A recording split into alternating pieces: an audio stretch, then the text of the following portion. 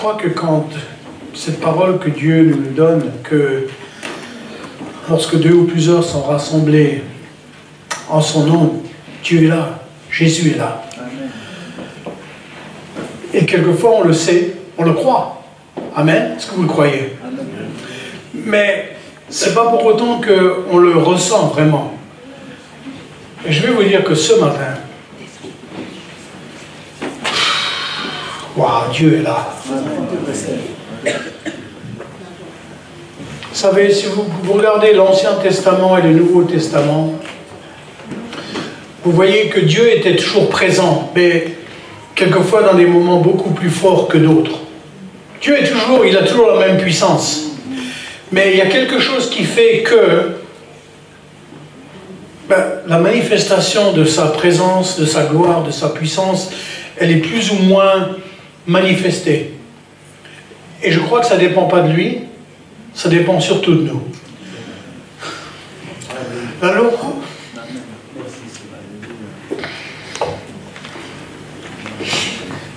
la louange de ce matin. Vous savez, on peut chanter, on peut même être des experts au niveau musical. On peut me chanter juste, hein. Mais ça n'amène pas forcément la gloire et la présence de Dieu. Ce matin, waouh! Écoutez, si ce matin, dans la louange, vous n'avez pas ressenti vraiment la manifestation de la présence de Dieu, moi je vais vous dire, c'est le moment d'appeler le SAMU. Hein. Vraiment, faites une chose, prenez votre pouls, maintenant là, allez, prenez votre pouls, vérifiez si vous avez des signes vitaux là. Parce que je vous assure que là, ça ne peut pas être plus fort que ça. Vous pouvez aller à Hillsong si vous voulez, mais ce qui s'est passé là ce matin, c'est top niveau. Top niveau.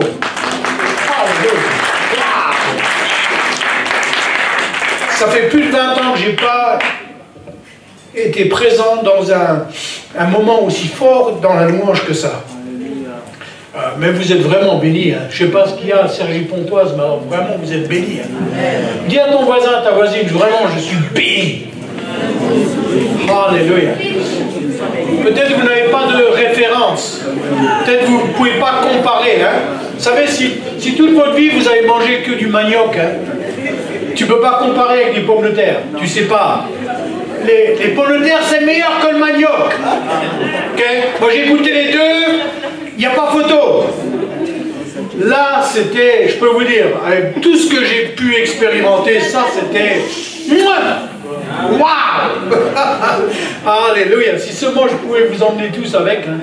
Toutes les réunions, écoute, là, n'importe qui peut prêcher la parole après un moment comme ça. Alléluia. Alléluia. On ne peut pas faire mieux. Hein. On ne peut pas faire mieux. Dis à ton voisin, ta voisine, on ne fait pas mieux. Hein. Gloire à Dieu. Waouh. C'est toujours une joie que d'être ici avec vous, parce que je sais que Dieu fait des choses. Quelquefois, on ne s'en rend même pas compte, parce qu'on est dedans. Hein. On est comme Obélix, on est tombé dedans quand on était des petits. Et on ne se rend pas compte que les choses évoluent. Je peux vous dire que les choses évoluent dans cette église. Moi, je viens que de temps en temps. Hein. Je suis comme un grand-père qui voit ses petits-enfants que occasionnellement. Et je vois que ce n'est pas seulement au niveau numérique, mais au niveau profondeur. Je vois qu'il y a quelque chose qui est en train de se passer. Dieu est en train de construire cette église. D'ailleurs, il n'y a que lui qui puisse bâtir son église. Amen. Si les hommes essaient de bâtir une église, ils travaillent en vain. Mais c'est Jésus qui bâtit cette église de Cergy-Pontoise. Amen. Et je prie la même chose pour Meaux. Un jour il y aura un miracle. Le pasteur, il va m'inviter à Meaux. Je pourrai retourner à Aubervilliers. Ça fait des années que je ne suis pas allé à Aubervilliers. Il faut prier hein, pour votre pasteur. Hein. Parce que, oh là là, je veux aller en Côte d'Ivoire avec lui. Hein. J'ai dit au Seigneur, je ne retournerai pas en Côte d'Ivoire à moins que ce soit avec le pasteur Yéo. Ça fait 6 ans que j'attends. Pour prier pour lui, hein, pour qu'il obéisse le Seigneur. Alors tu vas me dire, je vais prier pour mon pasteur, pour qu'il obéisse à Dieu. Gloire à Dieu. Je vous amène les salutations de Josette. La raison qu'elle n'est pas là, c'est parce que nous partons pour la Côte d'Ivoire mercredi. Côte d'Ivoire. Madagascar. Non, c'est pas prophétique, c'est pathétique. Ça. Mais pour Madagascar, mercredi qui vient, avec une équipe qui vient des États-Unis, et puis un frère de Madagascar qui habite maintenant en France, qui viendra avec nous, qui est là ce matin, le frère Elliot. Hein. Alléluia. Et donc on va là-bas, on a depuis, ça fait plus de 12 ans maintenant qu'on travaille à Madagascar avec des enfants de la rue. Et ça a commencé avec quelqu'un d'autre, avec la Croix-Rouge à Tamatave. Et maintenant nous travaillons avec le refuge, avec Aïn, qui sera d'ailleurs en France à partir je crois du 11 mai. Et donc on va l'emmener dans plusieurs églises. C'est dommage, si elle avait été là, je l'aurais présenté ce matin. Mais on est vraiment privilégié de pouvoir travailler avec ces enfants. Parce que, vous savez, il y a des fois les fardeaux que Dieu nous donne à porter, et c'est très lourd. Ça peut devenir lourd financièrement, c'est lourd au niveau du temps qu'on doit consacrer. Mais je peux vous dire que depuis que nous sommes impliqués avec Aïn à Tamatave, c'est facile. Aussi bien au niveau temps, au niveau effort fourni, c'est facile quand c'est le Seigneur qui souffle sur quelque chose. Et même financièrement, je vous donne un exemple, on avait besoin de beaucoup de matériel. Il y a eu un cyclone qui est passé par Tamatave il y a combien de temps, Elliot? 6 mois, qui a vraiment fait des ravages terribles. Et merci Seigneur, parce que la propriété où les enfants sont logés, les choses ont été bien faites. C'est-à-dire que le bâtiment, c'est pas du provisoire. La première tempête qui passe, on n'en parle plus, c'est du solide. Hein, et il n'y a pas eu de dommages au bâtiment principal. Et ça, c'est une bénédiction supplémentaire. Nous, on ne savait pas à l'époque, mais on a fait le choix, comme il n'y a pas d'électricité dans le coin-là, on a fait installer des panneaux solaires. Donc toute l'électricité, elle est par panneaux solaires. Ce n'était pas prévu qu'il y ait un cyclone qui passe. Mais ce que j'ai cru comprendre, c'est que dans tout le voisinage, il n'y avait plus d'électricité, même à Tamatave, il n'y avait plus d'électricité. Mais chez nous, il y avait l'électricité. Ça veut dire qu'il y a, je crois, une quarantaine de familles qui ont pu être hébergées, en plus des enfants, hein, qui ont pu être hébergées, des villages d'alentour qui ont tout perdu. Hein. Tout est parti, c'est envolé. Et donc on a pu les accueillir. Je crois que Elliot, il a même fait la popote pour ceux qui étaient là pendant le temps qui était là-bas. Alors on est vraiment bénis. Alors il y a une clôture qui doit être refaite. Parce que, bon, il y avait une clôture provisoire, on va faire quelque chose de permanent. Chose de bien, parce que, bon, il y a des enfants, hein. Il faut qu'ils soient protégés, on ne veut pas que n'importe qui passe par la route, il peut rentrer à propriété et avoir accès aux enfants. Hein. On va construire des lits, on va construire on va élaborer les murs, on va refaire l'estrade. Parce qu'il y a une estrade, vous avez une belle estrade, là. Mais là, c'est une estrade, elle est à au moins 1 mètre. Hein, c'est au moins 1 mètre du sol. Alors je ne sais pas, il ne faut pas avoir le vertige, hein, je vous le dis tout de suite.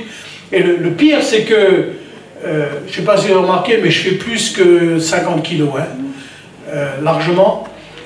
Et quand moi je marche là-dessus, j'ai dit à Aïn, jamais plus je monte sur cette estrade.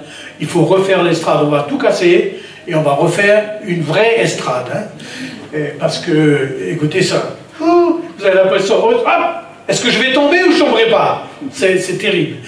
Et puis, on va faire un système de filtration d'eau, parce qu'il y a un enfant qui a posé la question à Aïn, il y a quelques temps en arrière. Il dit, Mamie, comment ça se fait que le riz, il est orange? Alors, elle pensait peut-être que, bon, il y avait des épices, du safran, ou du curry qui était mis dedans. Non, c'est comme ça que l'eau, elle sort du puits. Hein.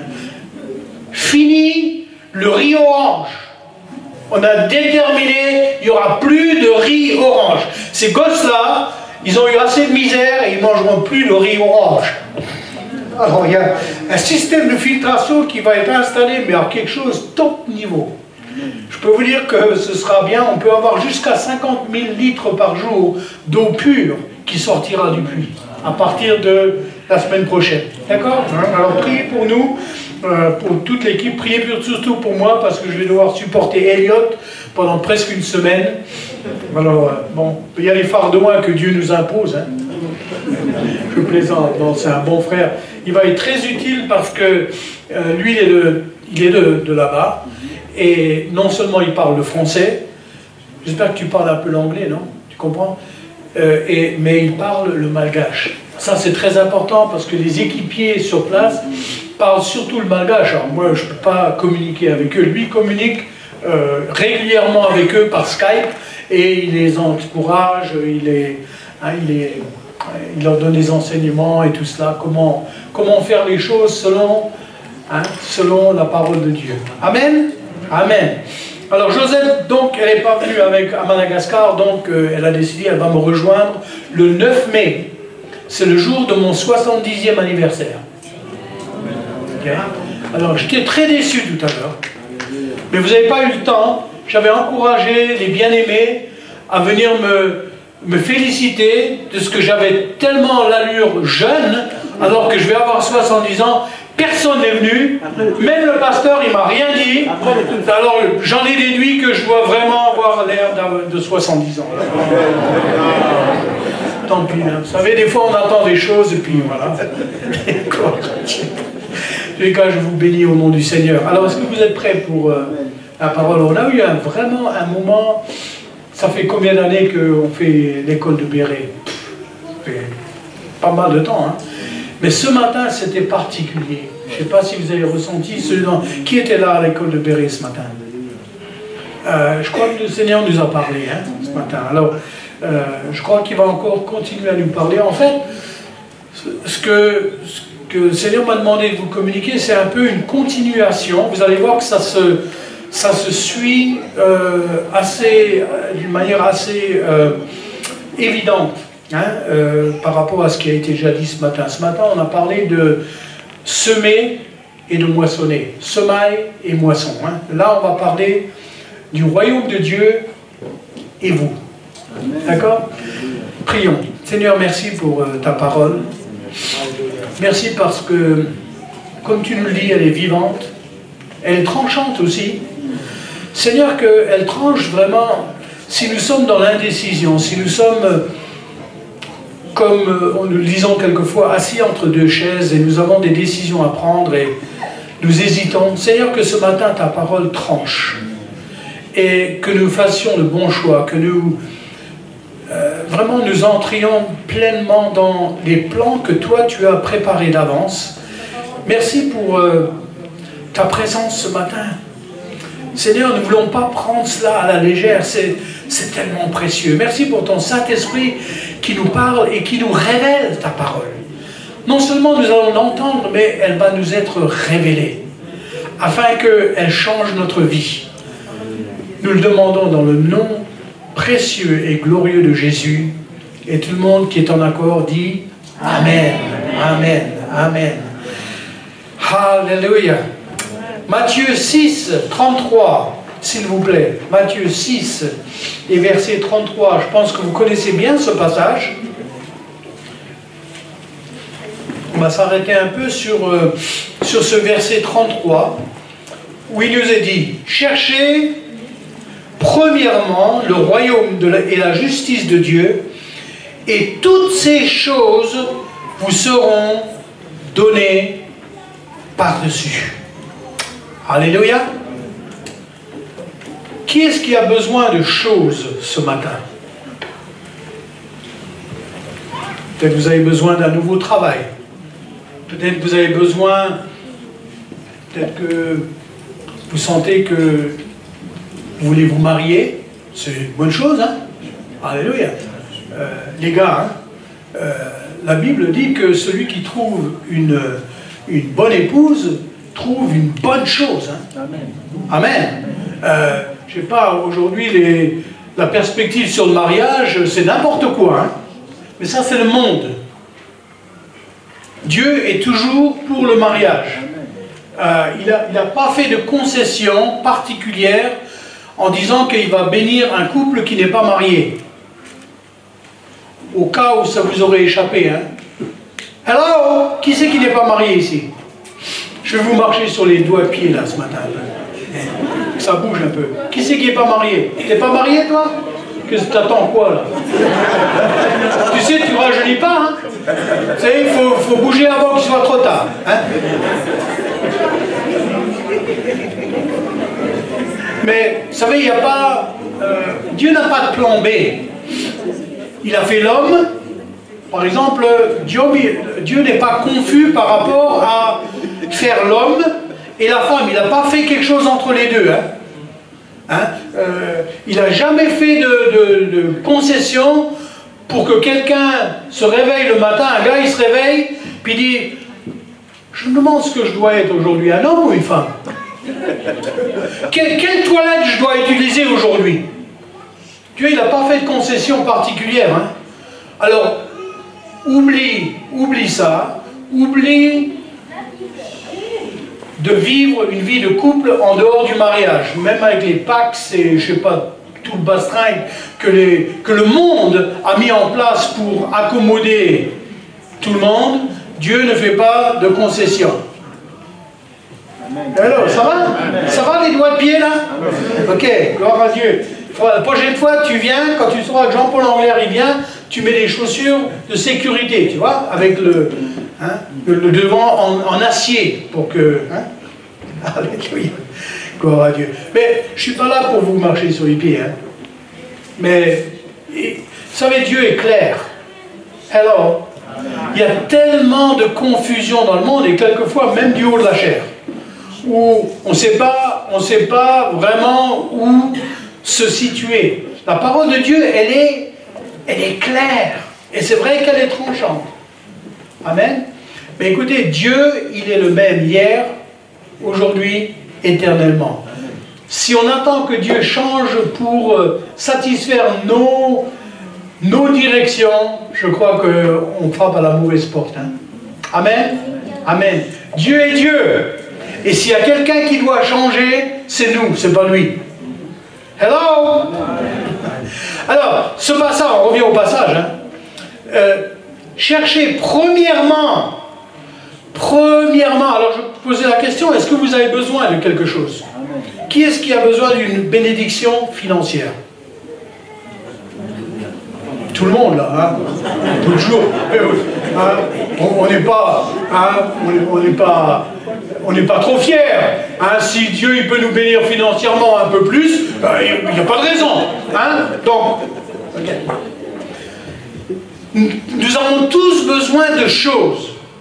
Et quelquefois la liste elle est très longue.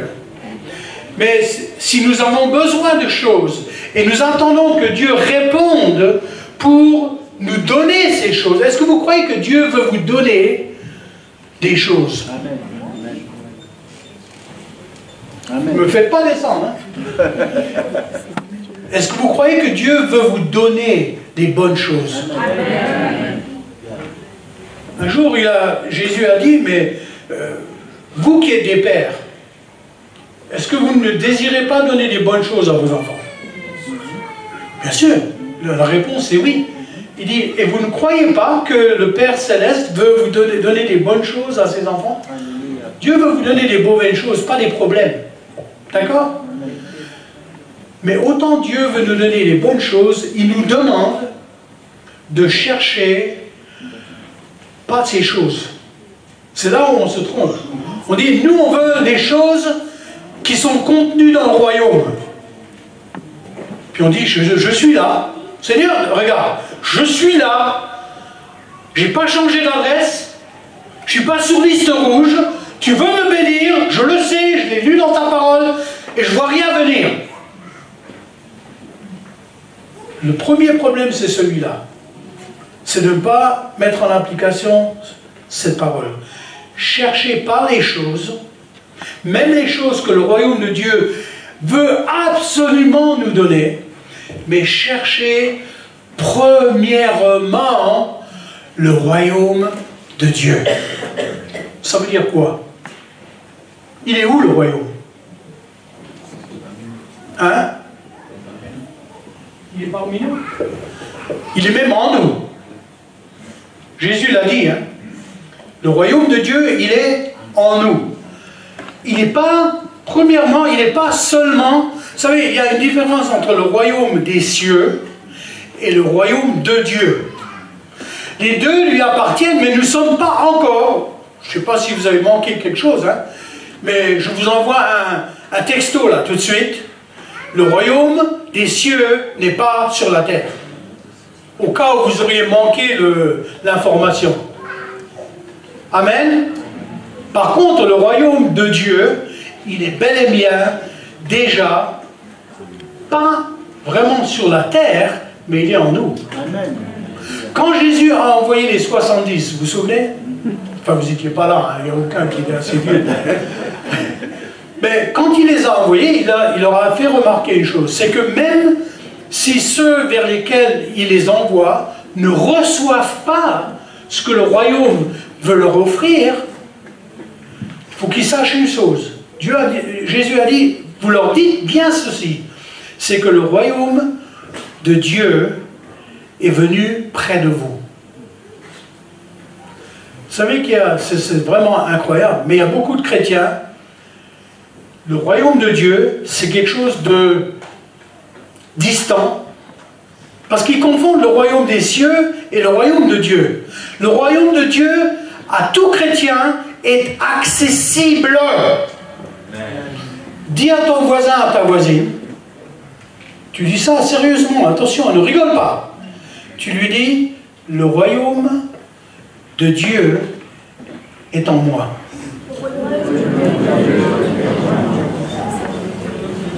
Ça paraît tout simple.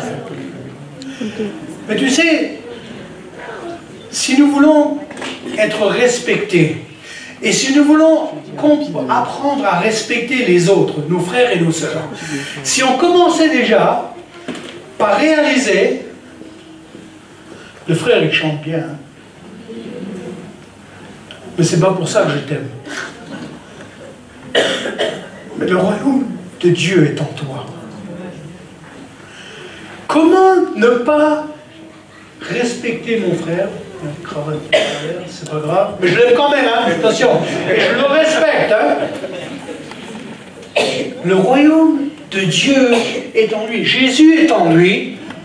Comment ne pas le respecter? Comment est-ce que je vais lui manquer de respect en sachant cela? Ça tourne, hein? Vous savez qu'on éviterait beaucoup de problèmes entre chrétiens et dans l'Église si ça commençait déjà par là. De réaliser que le royaume de Dieu est en nous et il est en vous. Amen. Moi, en tant que prédicateur, je dois premièrement vous aimer et je dois vous respecter. Pourquoi? Parce que le royaume de Dieu est en vous autant qu'il est en moi. Il n'est pas plus en moi qu'il est en vous. Amen. Alors ça veut dire quoi premièrement? Ça veut dire quoi premièrement? Quand je dis avant d'aller à la banque, va premièrement voir ton comptable. Ça veut dire quoi?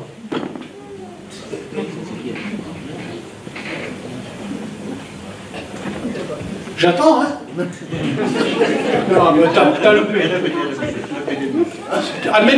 Admettons, tu as besoin de ton banquier, tu as besoin d'un emprunt, ok? Mais le banquier te dit, avant que tu puisses avoir ton emprunt, je veux que tu prennes rendez-vous avec ton comptable et je veux les comptes. Quand il dit premièrement, tu comprends quoi? Ben, ce que j'ai en compte. L'argent que je possède. Qui tu vas prendre rendez-vous avec d'abord? Avec le conseiller. Le comptable. Le comptable, oui. Oui, c'est premièrement. Écoute, plus simple, tu meurs. Quand dit, cherchez premièrement le royaume de Dieu, c'est déjà, je ne cherche pas premièrement mon royaume. Ça commence déjà par là. Parce qu'il y a beaucoup de gens, y compris des serviteurs de Dieu, qui ont leur propre royaume et qui travaillent pour leur propre boutique au mépris du royaume de Dieu. Ah ouais, ça se fait tous les jours. Hein. Pas notre royaume, mais son royaume. Et on va voir que ça traduit par des choses très simples et très pratiques. Vous savez, moi j'ai remarqué une chose, c'est qu'il y a des chrétiens qui aiment que les choses soient au niveau spirituel. Mais il n'y a jamais d'application pratique. Hein. Alors ils sont très spirituels le dimanche, et le lundi, il n'y a plus personne. Hello? Non, notre vie chrétienne, elle se vit 7 jours sur 7, 365 jours dans l'année, nuit et jour. C'est pas une petite parenthèse qu'on ouvre le dimanche. Amen. Alors on cherche premièrement le royaume de Dieu. Et ça se traduit par des choses toutes simples. Ok, je vais vous expliquer. Par exemple, on prend l'exemple du pasteur Yeo et moi. On a une relation qui existe depuis au moins quoi, 12 ans, quelque chose comme ça. Okay. Quand on doit travailler ensemble, admettons, il décide finalement d'obéir Dieu et puis de m'emmener en Côte d'Ivoire. Ok? On y va pourquoi? Il faut que lui et moi, notre intention, c'est de chercher premièrement l'intérêt du royaume de Dieu. C'est pas premièrement l'intérêt de Pasteur Yeo ou l'intérêt de Jean-Paul Anglaire ou même l'intérêt de la Côte d'Ivoire. Ça, on met ça, on laisse ça à Dieu. On cherche premièrement le royaume de Dieu, on ne fait pas des sentiments. Il ne va pas m'inviter parce qu'on est amis. Hein. Il faut qu'il m'invite pour une raison. C'est parce que c'est au bénéfice, premièrement, du royaume de Dieu. Tout le reste nous est donné par-dessus. C'est des bénédictions, mais on cherche premièrement l'intérêt du royaume de Dieu. Et vous savez, c'est très pratique, même dans le monde des affaires. Est-ce que quelqu'un ici est dans le monde des affaires? Personne? Qui est-ce qui est chômeur professionnel? Ok, non mais les affaires c'est un grand mot, mais vous devez prendre des décisions au niveau du business ou, je sais pas moi, des décisions qui engagent une personne ou plusieurs personnes. Est-ce que vous avez des décisions comme ça à prendre? Ok, personne. Vous avez de la chance. Hein? Ah, la sœur? Vous, tu as des décisions à prendre quelquefois, qui engagent d'autres personnes. Ok. Comment est-ce qu'on fait pour que ce soit le royaume de Dieu qui bénéficie de la décision qu'on va prendre? Comment on fait? Je vais essayer de répondre, hein, pour toi. Je donne un exemple avec le pasteur Ed King, que votre pasteur connaît. Je suis dans son église. Moi, j'ai déjà un pasteur. Je suis vraiment béni, j'en ai deux. J'ai le pasteur Barclay, qui est ma couverture spirituelle pour le ministère. Et puis, j'ai le pasteur Kim, qui est le pasteur pour ma famille. D'accord? Mais je suis dans son église, un ministère indépendant de l'église, si vous voulez. Mais je dois me souvenir d'une chose, c'est que je dois, dans tout ce qui est fait, je dois privilégier le royaume de Dieu. Pas le ministère de Jean-Paul Anglaire, et même pas le ministère de Ed King, mais le royaume de Dieu. Et vous savez, c'est une relation toute simple qui marche. Pourquoi? Parce que personne n'a ses intérêts personnels à cœur, mais on cherche premièrement le royaume de Dieu. Je vous donne un exemple vraiment tout simple. Le dernier livre, là, qui est déjà sorti, d'habitude on faisait une journée où les gens, après le culte, moi je me mettais derrière, il me donne des piles de mes livres, enfin il me donne, c'est mes livres, hein, mais il y a quelqu'un pour aider, puis il y a les gens de l'église, ils viennent, il y en a quand même 1300 hein, qui passent, enfin ils n'achètent pas tous le livre, hein, mais voilà, et je signe les livres, ok. Et la dernière fois, je lui ai demandé si on pouvait le faire, et il m'a dit, ben, tu sais, c'est très difficile, parce que si je te laisse toi faire ça, il y en a plein qui attendent, qui écrivent aussi des livres dans l'église, je vais leur dire quoi?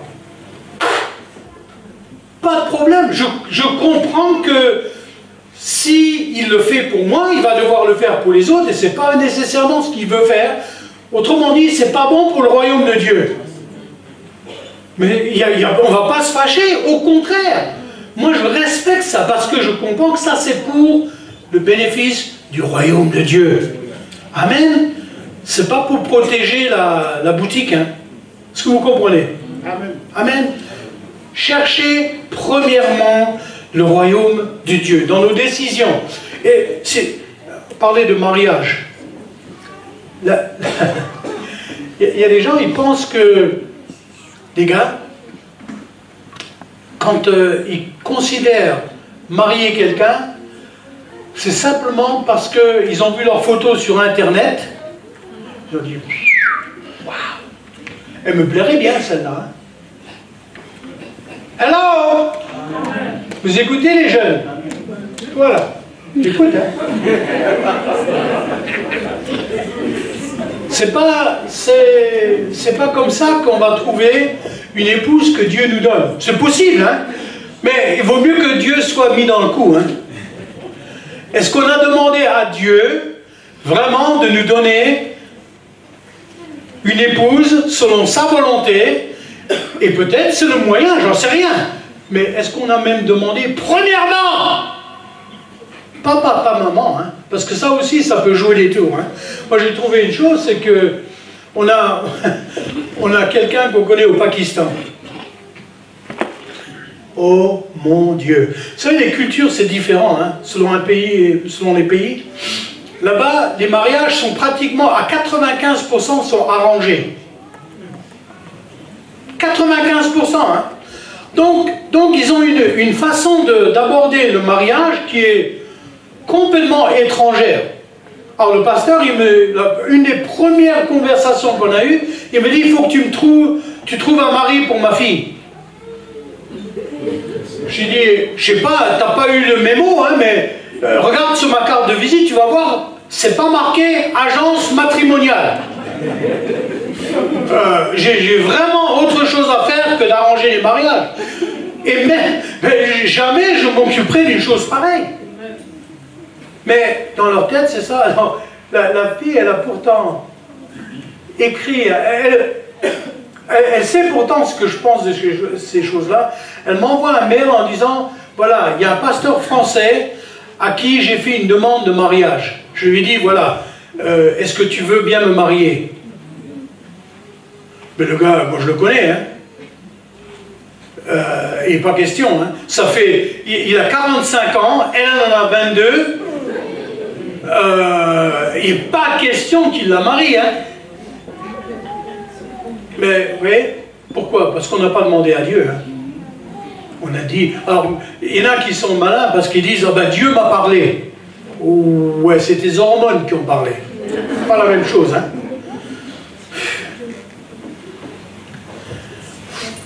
Nous devons avoir un sincère désir pour le royaume de Dieu et pas seulement pour ce que le royaume de Dieu peut nous apporter. Alors, il y a une autre chose qu'il faut remarquer dans ce passage, c'est que chercher premièrement le royaume de Dieu et la justice de Dieu.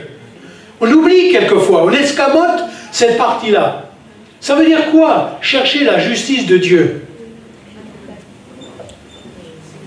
Personne? Encore toi?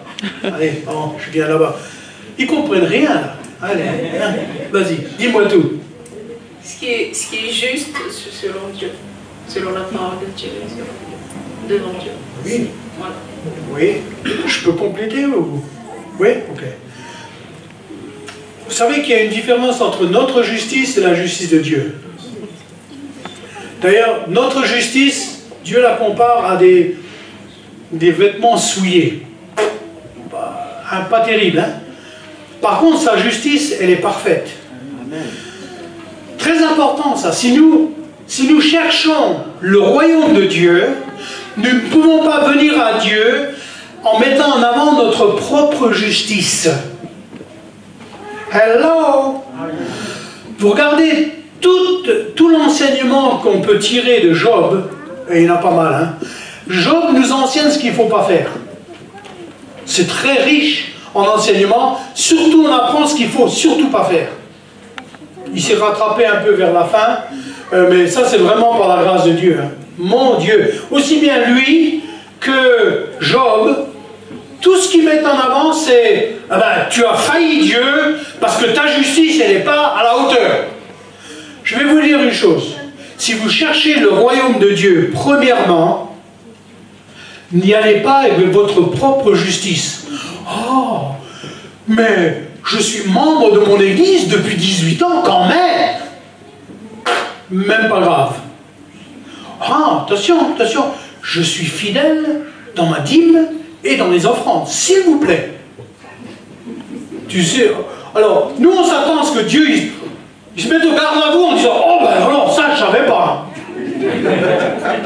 Oh, je suis impressionné. Mais Dieu n'est pas impressionné par ça. Parce que nous ne faisons que ce qui nous a été demandé.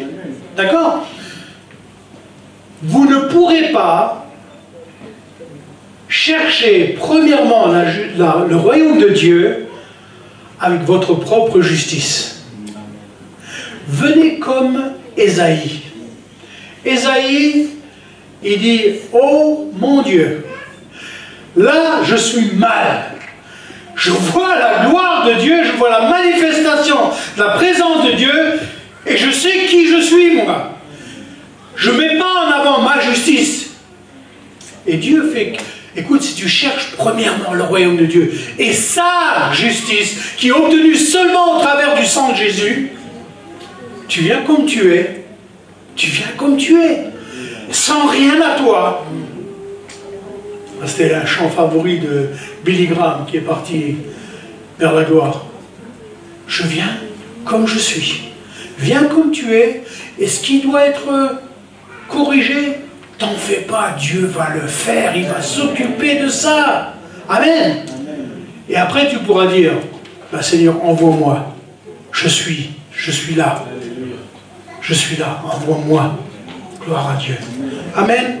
Alors, ce n'est pas notre justice, mais c'est sa justice. Et toutes ces choses, vous savez, quand Jésus dit dans Jean 10, je suis venu afin que mes brebis aient la vie, il ne s'arrête pas là. Hein. La vie, tout le monde peut l'avoir, chrétien ou pas chrétien. Hein. Mais ça, c'est une grande distinction entre les promesses de Jésus et puis les promesses d'autres religions. Jésus, non seulement il promet la vie en abondance, mais il dit « je suis la vie ». Et il donne cette vie en abondance. Mais par quel moyen, d'après vous? Comment est-ce qu'il est capable, où est-ce qu'il va puiser cette abondance pour nous la donner, d'après vous? Alors, il va faire comment? Où est-ce qu'il y a l'approvisionnement pour l'abondance dont nous avons besoin? Vous allez la chercher où? Chez Leclerc? Carrefour peut-être, non? Vous allez où? Où est-ce que Jésus va chercher l'abondance? Hein? Dans le royaume. Dans le royaume. Dis-le avec moi. Dans le royaume. Regarde un peu la vie de Jésus. Jésus n'avait même pas un endroit pour reposer sa tête. Pas de compte en banque. La bourse, il l'a confiée à Judas. Vous savez, Judas, il avait déjà vu son CV. Hein. Il savait à qui il avait affaire. Il savait que ce n'était pas là qu'il fallait chercher la pièce pour payer les impôts ou pour louer la chambre haute. C'est là, il n'y avait pas de... Il ne fallait pas les regarder là. Hein. Où est-ce que Jésus a été chercher les ressources dont il avait besoin pour sa vie et son ministère? Dans le royaume. La pièce, elle est venue d'où? Bon, écoutez, allez en bord de Seine et vous allez prenez des puisettes et puis tous les poissons qui passent, vous les prenez. Vous allez voir combien de pièces d'or vous aurez à la fin de la journée. Combien vous en aurez à la fin de la journée? Hein? 0. Pourquoi? Parce que c'est pas là que ça se trouve. Ça se trouve dans le royaume. Tout ce que j'ai... Les 4995 pains dont il avait besoin pour nourrir les 5000 hommes, plus les femmes et les enfants, il a été chercher où cela? C'est clair que ça pouvait pas... il n'y avait pas assez pour aller au magasin. Les disciples ont fait remarquer, ils ont dit, on fait quoi là? On fait quoi? T'as vu un peu? On ne peut pas aller au village, on ne peut pas les envoyer. Qu'est-ce qu'on fait? Il a dit, même pas grave. Mais il a dit quelque chose. Qu'est-ce que vous avez? On a parlé de ça ce matin. Qu'est-ce que tu as? Ben, j'ai pas grand-chose. J'ai pas grand-chose. Mais ce que j'ai, avec ce que j'ai, je cherche premièrement le royaume. Parce que je sais, je ne suis pas bête. Dis à ton voisin, ta voisine, regarde-moi bien. Regarde-moi bien. Regarde-moi bien. Je ne suis pas bête. Tu n'es pas bête. Elliot. Tu n'es pas bête, hein? Tu n'es pas bête, non. Non. Si nous cherchons premièrement le royaume de Dieu, pas avec notre justice, mais la sienne, toutes ces choses, vous savez, nous, on est vraiment bénis. Hein? On est vraiment bénis, parce que ce à quoi Jésus avait accès, nous y avons accès aussi. C'est pour ça qu'il nous dit, non seulement mes disciples feront des grandes choses, non seulement ils feront les choses que moi j'ai faites, mais ils en feront des plus grandes. Écoute, tu ne peux pas faire mieux. Hein? Alléluia. Oh, mais moi je suis un malheureux. Oh, c'est terrible. J'ai dû être né du mauvais côté de la voie ferrée. Ou alors dans le mauvais pays. Je ne sais pas pourquoi, mais il n'y a rien qui marche. Essaye de chercher premièrement le royaume de Dieu et sa justice, et tu verras un peu s'il ne te donne pas ce dont tu as besoin par-dessus tout. Le problème, c'est que nous cherchons quelquefois notre propre intérêt. Alors que si nous cherchons premièrement le royaume de Dieu, est-ce que c'est vrai ce qui est dit là? C'est quand même clair, hein? Cherchez premièrement le royaume de Dieu et sa justice, et toutes ces choses vous seront données par-dessus. Donc, qui est-ce qui veut l'abondance? Alléluia. Les autres qui n'ont pas levé la main, je viendrai vous voir après, c'est que ça veut dire, si vous n'avez pas levé la main, ça veut dire que vous êtes dans l'abondance. Moi, je vais vous parler de nos projets à Madagascar. Vous allez devoir faire un gros chèque, là. Hein? Alors, je vais encore une fois poser la question. Qui est-ce qui veut être dans l'abondance? Alléluia. Il dit, oh non, il va venir demander un chèque. Non, je vous taquine. Matthieu 9, 21. Matthieu 9, toujours un peu plus loin là. 9, verset 21. Alléluia. Ah, c'est cette femme, hein. On va lire à partir du verset 20. Et voici une femme atteinte d'une perte de sang depuis combien? 12 ans. Waouh! S'approcha par derrière et elle toucha le bord de son vêtement, c'est-à-dire le vêtement de Jésus, car elle se disait en elle-même, si je puis seulement toucher son vêtement, je serai guéri. Waouh! Vous savez quelle difficulté cette femme a eue pour s'approcher de Jésus?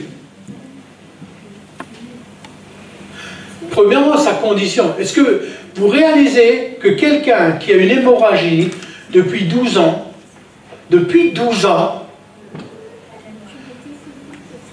combien elle est faible physiquement? Déjà, ça c'est le premier obstacle. Mais est-ce que vous remarquez qu'elle n'a pas laissé cet obstacle-là l'arrêter? Deuxièmement, elle a une perte de sang. Ça veut dire que selon la loi juive, elle ne doit même pas être en public. Et surtout pas s'approcher de Jésus. Deuxième obstacle. Troisième obstacle, c'est que si les disciples avaient remarqué son petit manège là, ben, ils n'auraient pas manqué de la... Hein, ils ont fait ça aux autres, hein, ils ont fait ça à Bartimée. Hein. Ils ont dit, oh, arrête hein. Écoute, chercher le royaume de Dieu, c'est plus qu'un désir, c'est une décision ferme. Cette femme-là, elle s'est dit en elle-même, je meurs si je n'arrive pas à saisir ce que le royaume de Dieu m'offre au travers de ce Jésus dont on m'a parlé. Si tu crois que tu vas tomber comme ça sur le royaume de Dieu et sur ce qu'il contient par accident, tu vas attendre encore longtemps. Hein. Cette femme, elle nous montre qu'elle est déterminée. Il y a une autre femme qui a son enfant qui est malade, qui est à la mort. Et elle est syro-phénicienne, ça veut dire qu'elle n'est pas juive. Jésus lui fait remarquer, non, je suis venu pour Israël, donc je ne peux rien faire pour toi. Vous remarquez qu'il faut être déterminé là, hein, pour persister. Alors, elle dit, ça passe ou ça casse. Elle n'a pas dit ça comme ça. Hein. Mais dans sa tête, dans son cœur, elle dit, j'obtiendrai gain de cause. Et même si Jésus ne me donne pas tout ce dont j'ai besoin, je suis prête à ramasser les miettes. Si tu veux vraiment chercher premièrement le royaume de Dieu, il faut que tu sois comme un bulldog. Une fois que tu as compris que voilà, Dieu veut te bénir dans un domaine, tu t'accroches, ça peut secouer, ça peut bouger, on peut te contredire, on peut se moquer de toi. Et je peux te dire, ça arrivera. Parce que quand quelqu'un est vraiment déterminé, ceux qui n'ont pas la foi, ils disent, tu fais quoi là? Oh là là, tu crois au Père Noël ou quoi? Non, c'est pas vrai?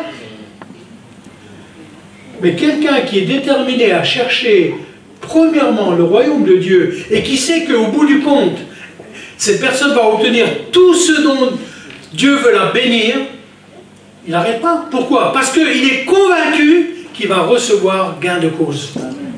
Amen. Cette femme, elle dit, ça passe ou ça casse. Hein? Si jamais je touche... Pourtant, elle ne lui a même pas parlé. Hein? Elle sait qu'elle ne peut pas s'adresser à lui. Elle dit, si seulement je peux toucher le bord de son vêtement. Et Jésus, alors là, c'est quand même bizarre. Hein? Il y a toute une foule. Hein? Vous avez déjà été dans une foule? Il y a, je ne sais pas, une manif. J'espère que vous n'êtes pas dans les manifs. Hein? Mais vous êtes dans la foule. Il y a tout le monde qui vous touche, devant, derrière et sur les côtés. Hein? Et Jésus pose la question, qui m'a touché? Et ils font remarquer, les disciples, ils disent, écoute, non, mais, sois sérieux, Jésus, sois sérieux. Tu vois tous ces gens là, et toi tu demandes qui m'a touché. Et il ne veut pas dire toucher comme ça. Hein. Qui a cherché premièrement le royaume de Dieu et qui a fait un retrait? Comme tu fais un retrait à la banque, là c'est un retrait qui a été fait dans le royaume de Dieu, qui a pris la vertu de guérison qui était déjà en Jésus, parce que le royaume de Dieu est en lui, et il dit, waouh, il y a eu comme une baisse de régime là. Ouh. C'est ça qui s'est passé. Hein. Pourquoi? Parce qu'un retrait avait été fait dans le royaume de Dieu. Et ne crois pas que c'est quelque chose. Oh tiens, ce matin, là, comme ça, sans faire exprès, j'allais à Leclerc, et puis voilà, je suis tombé dans le royaume de Dieu.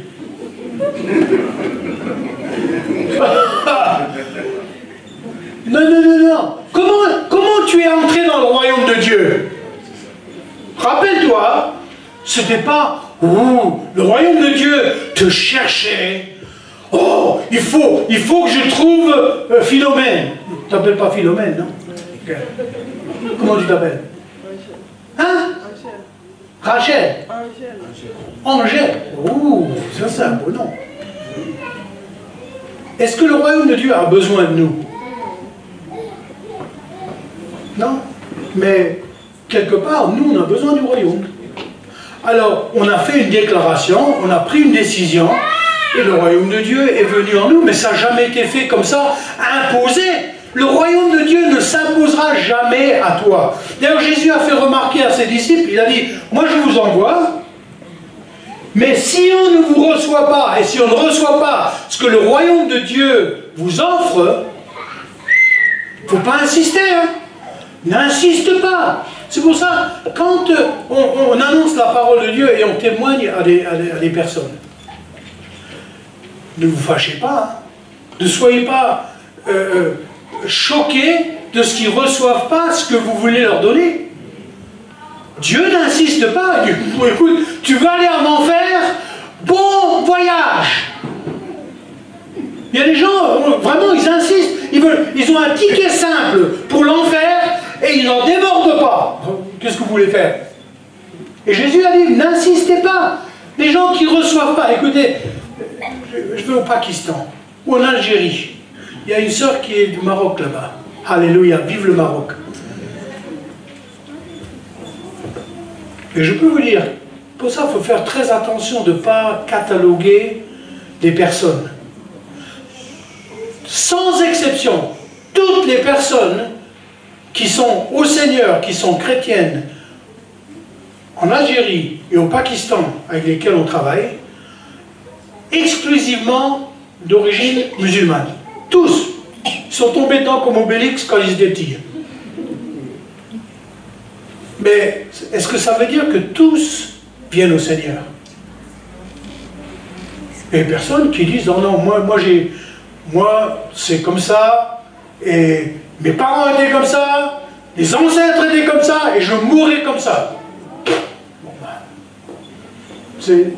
Dieu nous accorde le choix. Hein. C'est nous qui choisissons de choisir, premièrement, le royaume de Dieu, et toutes ces choses nous sont données par-dessus. Amen. Amen. C'est merveilleux. C'est merveilleux. Dis à ton voisin, ta voisine, c'est vraiment merveilleux. Alléluia. Alors, pourquoi chercher le royaume de Dieu? Parce que c'est le seul moyen par lequel nous obtenons la vie en abondance. Alors, comment est-ce qu'on cherche le royaume de Dieu? Avec insistance et persévérance. 1 Corinthiens 2, 14.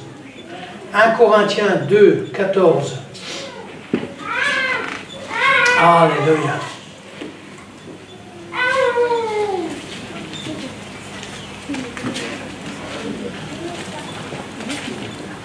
Gloire à Dieu.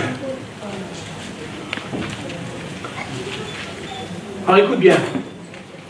Mais l'homme naturel n'accepte pas les choses de l'Esprit de Dieu, car elles sont folie pour lui, et il ne peut les connaître parce que c'est spirituellement qu'on en juge.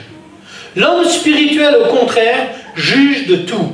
Et il est lui-même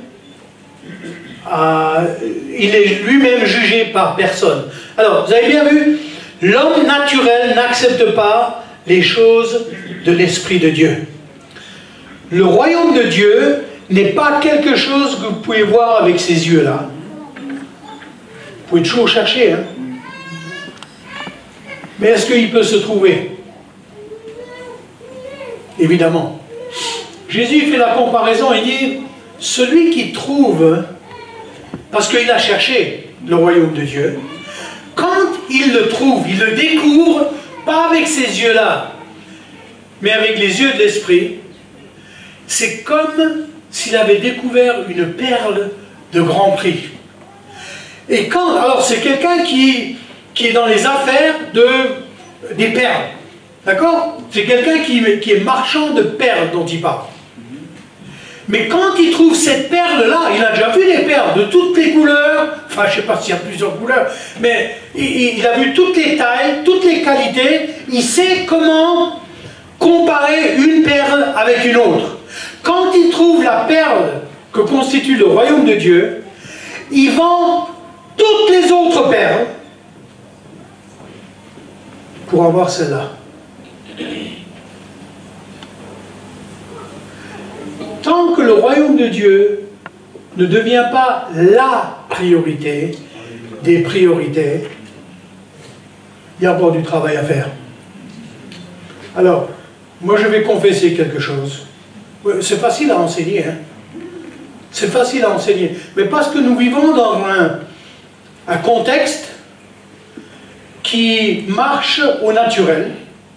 Vous savez, il y a des voitures qui marchent au diesel, puis d'autres au GPL, d'autres à l'essence. Nous, on marche au naturel. On démarre au quart de tour au naturel. Pas au spirituel. Alors, je confesse une chose, c'est que moi, je cherche encore toute la plénitude de ce que le royaume de Dieu a à offrir. Mais je suis prêt. Je suis prêt à laisser tout ce que j'ai appris, tout ce qui m'est cher, au profit du royaume de Dieu. C'est un peu comme Paul qui dit, je suis prêt à tout abandonner, à tout considérer comme de la boue, au profit de connaître Jésus. Ça, c'est aussi important. Vous ne trouverez jamais le royaume si vous passez à côté du roi. Tu cherches le roi, tu trouves le roi, tu trouveras le royaume. Il y a des personnes qui cherchent le royaume parce que ils veulent ce que le royaume a à leur offrir, puis ils passent à côté du roi. Ça ne marche pas. Si moi je veux savoir où habite, c'est au fait, je réfléchis, tu ne m'as jamais invité chez toi. Je n'ai même pas son adresse. Je lui ai envoyé quelque chose, c'est revenu. Au bout de 2 mois, c'est revenu parce que je n'avais pas la bonne adresse. Il déménage tout le temps ou quelque chose, je ne sais pas. Bref. Mais si je veux, ça ne m'intéresse pas, de toute façon, hein, tant pis. Hein. Moi, je t'invite toujours chez moi. Hein. Mais si je veux savoir où habite le pasteur Yeo, vous savez ce que je fais? Je ne cherche pas dans le bottin. Quand il va partir d'ici, je repère sa voiture, je le suis, je saurai où est-ce qu'il habite. Hein. Son royaume, je vais le découvrir. Hein. Cherche le roi, tu sauras où est le royaume. Hein. Amen. Ne passez pas à côté du roi. Hein. Cherchez premièrement Jésus, et son royaume, vous allez le découvrir. Amen. Mais que ce soit vraiment un désir ardent. Je ne sais pas comment vous le dire, comment vous l'expliquer, mais une fois que tu as trouvé vraiment au moins une révélation du royaume qui est imparfaite, je vais vous dire tout de suite, moi je cherche le royaume de Dieu. Vraiment, je le cherche. Mais on n'aura pas une révélation complète tant qu'on ne sera pas devant le roi. Hein, on fait de notre mieux. Dis à ton voisin, à ta voisine, je vais faire de mon mieux.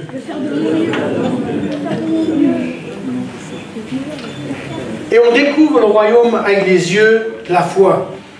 Mais il faut que ce soit premièrement, pas après qu'on a... Admettons, vous avez un problème financier. Ça peut arriver, hein. Écoute, n'appelle pas premièrement ta belle-mère. Oh ben, elle a des sous, elle, hein. Donc, j'ai déjà fait un emprunt avant, je crois qu'elle va pas... Non, cherche pas premièrement ta belle-mère. Cherche premièrement le royaume de Dieu. Cherche pas, oh, ça c'est difficile. C'est difficile quand on a la sécurité sociale. Cherche pas premièrement un rendez-vous chez ton médecin.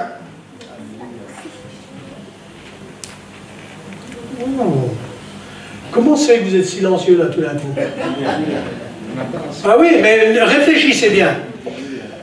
Ne me faites pas dire ce que j'ai pas dit. Dites pas, ah, il est contre les médecins, contre la médecine. Absolument pas. Merci Seigneur pour la médecine. Par contre, demandez premièrement au roi comment il voudrait que vous soyez guéri. Et ça peut inclure une solution médicale. Mais ne cherchez pas premièrement le médecin et après vous dites, oh, c'est pas possible. Le verdict, c'est qu'ils ne peuvent rien faire pour moi. Ben, peut-être que si tu avais cherché premièrement le royaume de Dieu, tu aurais été guéri et tu auras fait des économies à la sécurité sociale. Cherche premièrement le royaume de Dieu. Et là, tu deviens un ambassadeur du royaume. Les 70 qui sont partis, ils étaient porteurs du royaume de Dieu. Alléluia. Et nous sommes porteurs. Tu sais que tu es porteur du royaume de Dieu, mine de rien. Amen. Ça veut dire quoi? Ça veut dire, est-ce que toi tu sais qui tu vas rencontrer dans une journée, à qui tu vas parler dans une journée, qui va avoir besoin de quelque chose qui vient du royaume de Dieu dans ta journée, dans la semaine qui vient? Qui est-ce qui sait? On ne sait pas. Le Samaritain, il ne sait pas qu'il va rencontrer un gars dans le fossé. Il n'en sait rien. Mais sa priorité, c'est le royaume de Dieu. Ce que j'ai, je le donne. Et des fois, on n'a pas ce que les gens demandent. Ça, c'est très important. Le monsieur qui faisait la manche à la porte du temple, lui, il veut de l'argent. Mais Dieu veut lui donner plus que de l'argent. Il veut le guérir. Comme ça, après, il peut aller avoir un travail. Hein. Tant que tu sais que le royaume de Dieu et les ressources du royaume sont déjà à ta disposition, il n'y a pas un problème. Oh, Seigneur Jésus. Est-ce qu'il y a des problèmes en région parisienne aujourd'hui? D'après ce que moi je peux constater, il n'y a pas de solution humaine ou politique. Parce qu'ils ne savent pas, Madame Hidalgo, elle est bien gentille, mais elle n'a pas de solution. Parce que là, je peux vous dire que dans les rues de Paris, moi je viens en tant qu'étranger. Moi je m'imagine les touristes qui viennent à Paris et qui voient ça sur le périph'. Ils disent, ça c'est un pays qui est en état d'occupation. Vous n'allez pas aimer ce que je vais vous dire, hein. Mais ça, c'est une invasion. Ah, mais la France est une terre d'accueil. Ben, bon courage, hein. Je vais vous dire, il n'y a pas de solution à ça. Il n'y a pas de solution politique. Il n'y a pas de solution humaine. Il n'y a que le royaume de Dieu qui peut répondre à ça. Est-ce que vous croyez que Dieu est aussi grand et aussi capable, on va dire dans l'Ouganda, qu'il est en France, ou en Amérique, ou en Suède? Ou alors non, il y a un petit Dieu là-bas, ou c'est un Dieu qui est fauché. Ben, apparemment, il doit y avoir il y a forcément un problème. Est-ce que Dieu est grand partout? Il n'y a pas de solution humaine. Hein? Vous n'allez pas chercher une solution humaine parce qu'il n'y en a pas. Il n'y a que le royaume de Dieu. Et c'est là que nous pouvons intervenir. Est-ce que vous avez remarqué que les politiciens, jamais ils accueillent un Gabonais chez eux? Alors, ils ont des grands programmes, ils font des offres très généreuses, mais eux-mêmes, ils ne sont pas impliqués, ils ne sont pas dans le coup. Hein? Hello? Vous ne me croyez pas, hein? Vérifiez un peu, vérifiez ce qu'ils font. Nous, on travaille à Madagascar. Moi, j'ai remarqué une chose, c'est que C'est pas chez les Malgaches qu'il faut aller demander de l'aide. Hein. Alors, il n'y a pas de solution humaine. Il n'y a que le royaume de Dieu qui peut répondre. Et c'est par des personnes, des hommes et des femmes qui réalisent qu'ils ont le royaume de Dieu en eux et qui peuvent apporter une solution. Tu peux apporter une solution dans le monde où Dieu t'a mis. Tu sais ça? Tu sais que tu es capable d'apporter une solution quand il n'y a pas de solution humaine. Les idées que Dieu peut nous donner. Des choses que personne n'a jamais considérées, elles sont disponibles dans le royaume de Dieu. Il suffit d'être un instrument, d'être un ambassadeur en disant, ben, moi je suis porteur du royaume de Dieu. Je ne sais pas comment Dieu va faire, mais je sais qu'il y a une solution, et que cette solution n'est pas humaine, politique, mais elle est définitivement disponible. Amen. Tu sais que tu peux changer la région parisienne? Amen. Est-ce que tu sais, je rigole pas, hein, est-ce que tu sais que tu peux, en tant qu'enfant de Dieu, qui reconnaît que le royaume de Dieu peut changer toute chose, est-ce que tu sais que tu peux, toi, tu peux changer la région parisienne? Absolument. Absolument. Et il n'y a pas besoin de grandes ressources, il faut simplement avoir accès au royaume de Dieu. Et toutes les ressources, elles sont là. Amen. Ne dites jamais, oh, moi je suis, qu'est-ce que tu veux que je fasse, hein? Une petite église à Cergy-Pontoise, qu'est-ce que nous on peut faire? Des choses impossibles avec les hommes sont tout à fait possibles avec Dieu. Ne limitons pas Dieu. Laissons Dieu être Dieu. Laissons Dieu être Dieu. Dis à ton voisin, ta voisine, je vais laisser Dieu être Dieu. Alléluia. Gloire à Dieu.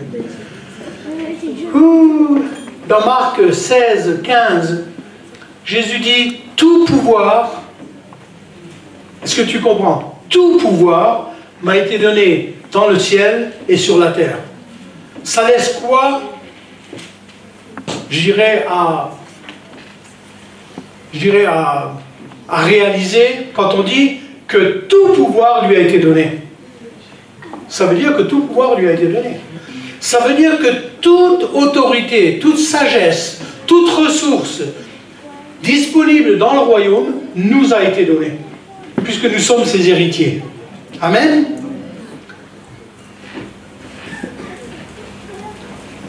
Ésaïe 6, 8, on va finir par là. Ésaïe 6 et verset 8. Alléluia. Merci Jésus.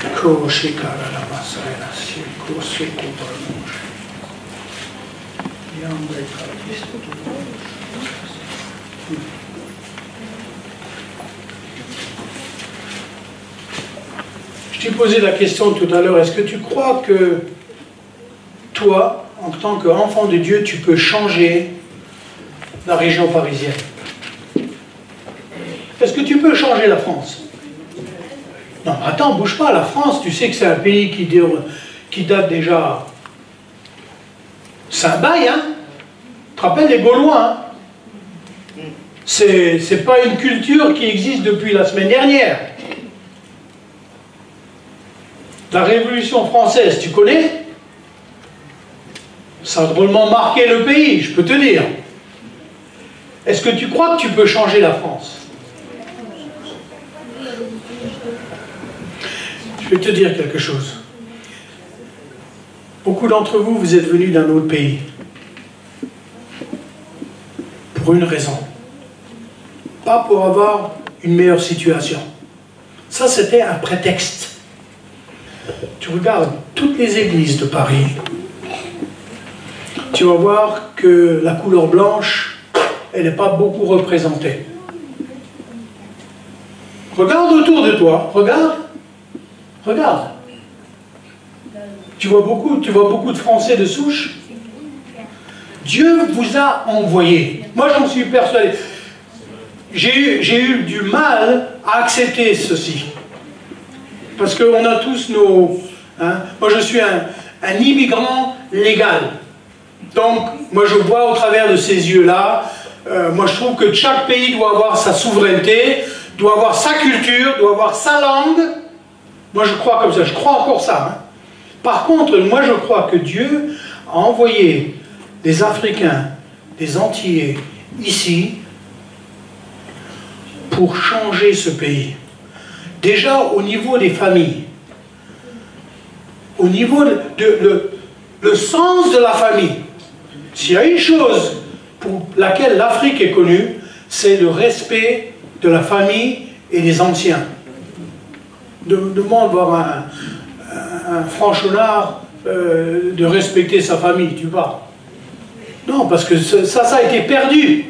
Ça a été perdu. Et il faut que ce soit restauré.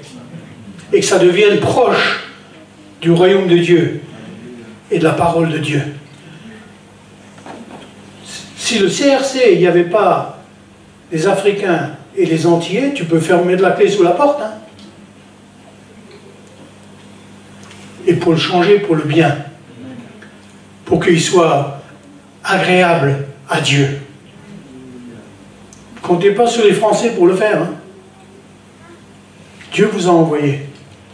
Tu vas dire à ton voisin, ta voisine, Dieu m'a choisi et Dieu m'a envoyé. Dieu m'a choisi et Dieu m'a envoyé.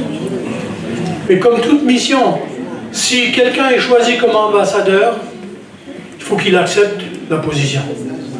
Il faut qu'il se sente qualifié. Ésaïe, on l'a mentionné tout à l'heure, il ne se sent pas qualifié.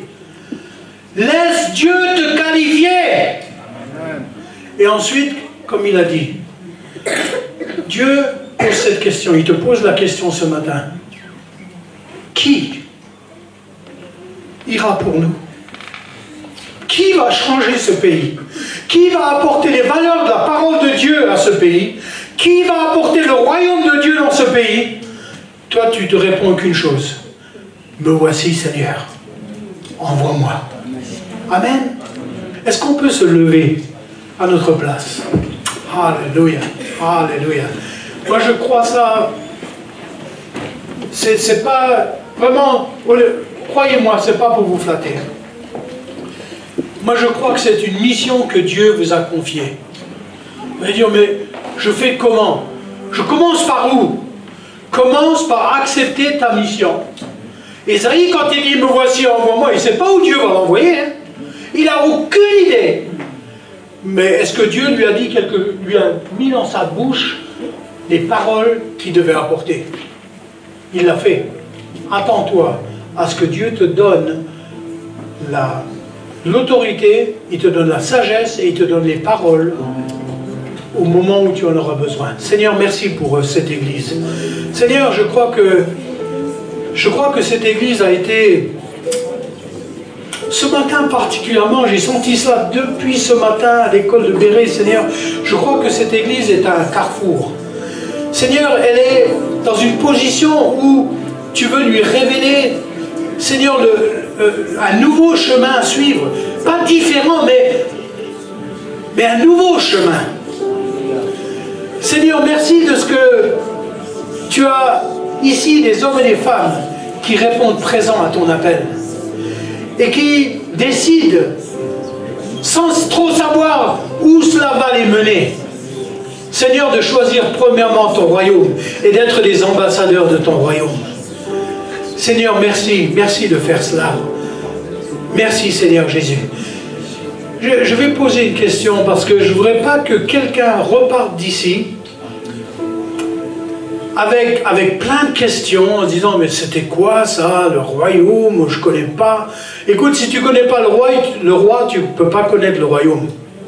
Et tout ce qui a pu être dit, ça t'échappe. Mais ce matin, tu peux savoir.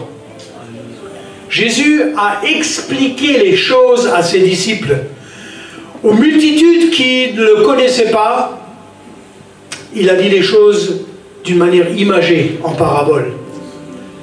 Mais Seigneur, ce matin, tu donnes l'opportunité à des hommes et des femmes de te rencontrer et de te recevoir dans leur cœur et de recevoir par la même occasion le royaume des cieux, le royaume de Dieu dans leur cœur. Alors si ce matin tu es là et personne ne regarde autour de lui, les yeux baissés, personne ne regarde. Si tu es là ce matin et tu dis, mais je ne peux pas connaître le royaume, je ne connais même pas le roi. Mais ce matin, je veux le rencontrer. Je voudrais que simplement tu lèves ta main là où tu es pour que je puisse prier pour toi. Je veux simplement prier pour toi. Tu lèves ta main seulement si tu veux rencontrer Jésus ce matin. Et je prierai pour toi. Oui, je vois vos mains. Alléluia. Oui, je vois ta main. Gloire à Dieu. Alléluia. Alléluia. Gloire à Dieu. Est-ce qu'on peut faire ceci? Je ne veux pas, parce que je vois que le temps passe, ce que je veux faire, c'est que là où vous êtes à votre part, on va faire une confession, mais on va tous le dire ensemble. On va aider les bien-aimés. Ils se connaissent, ils savent qui ils sont. On va les aider, on va prier avec eux cette prière. Seigneur Jésus, je viens à toi ce matin pour te rencontrer. Seigneur Jésus, je veux te servir. Je renonce à mon péché. Satan, je ne te sers pas. Péché, tu n'es pas mon maître. Jésus, tu es mon Seigneur. Je te reçois ce matin comme Seigneur et Sauveur. Et je reçois ton royaume. Et je m'engage ce matin à chercher premièrement ton royaume. Au nom de Jésus. Amen. Amen. Alors ce que tu vas faire, on va tous le faire, et spécialement ceux qui ont levé leurs mains, tu vas dire à au moins une ou deux personnes à côté de toi, tu vas leur dire, Jésus est mon Seigneur. Tu vas te tourner, vous voyez, voilà. Gloire à Dieu. Et spécialement ceux qui... Alléluia. Alléluia. Gloire à Dieu. Gloire à Dieu. Alléluia. Est-ce qu'on peut glorifier le Seigneur ce matin? Alléluia.